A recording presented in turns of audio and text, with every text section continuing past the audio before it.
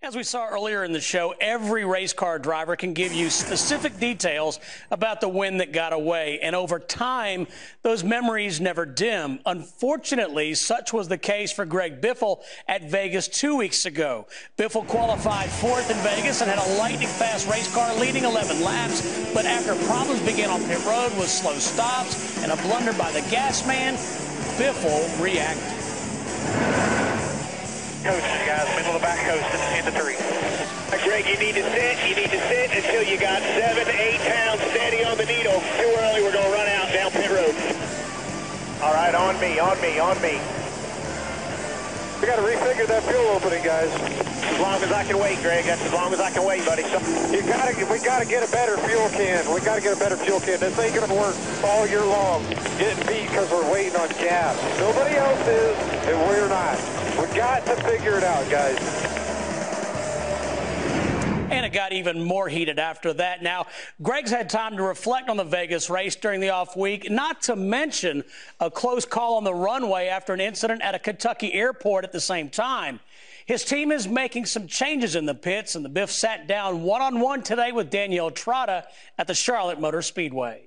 Well, we just heard the anger and frustration from you, understandably so, at Las Vegas. I know you say it's not the best of times, but we've talked to some of your crew guys, and they say that there is no rift because you give 100% every lap, and they get it. Can you talk about that relationship when you guys collectively go through something like that together? The things that make it more frustrating, when you're running 10th or 15th, not that big of a deal.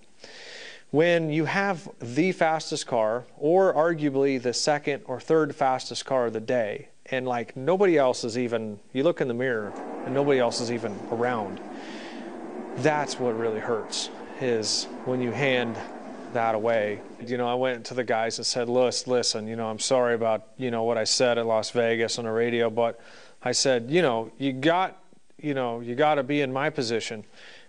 My name's in the paper. My name's on the finishing results. I'm the one that has to do the interview. It's me. And I've been at Roush Fenway for 13 years, and, you know, there's no more time to make excuses, right? It's get it done now. And, you know, it frustrates you. It angers you when something like that happens. We know that you were in meetings yesterday addressing some changes and the gas man now windshield tear off and vice versa, windshield tear off, your new gas man. Are those some of the issues that you've been addressing in the off week? Well, I felt it was healthy, best for me to not get into who's going to do what and how we're going to fix it. I told him on the call-in on Tuesday after the Las Vegas race that, guys, listen, that's your job. It's your profession, okay? I'm not a pit crew coach. I'm not a crew chief. I'm hired and, you know, paid as the driver. You know, I'm supportive of whatever they decide. And I feel like that things have changed. It takes a different guy now to fuel the car. Those habits you have and the things you do subconsciously, you can't do those anymore. And that's hard to break. You know, it's hard to break the habit of what you're used to. You say that it's been a rough few weeks, and not only on the racetrack, but off. We're so glad to see you're okay after that plane accident. Take us back up in the air with you 7 days ago and what's going through your mind and what happened. We had no indication that the gear was not down and locked into position. So the right landing gear had come down, but didn't lock into place.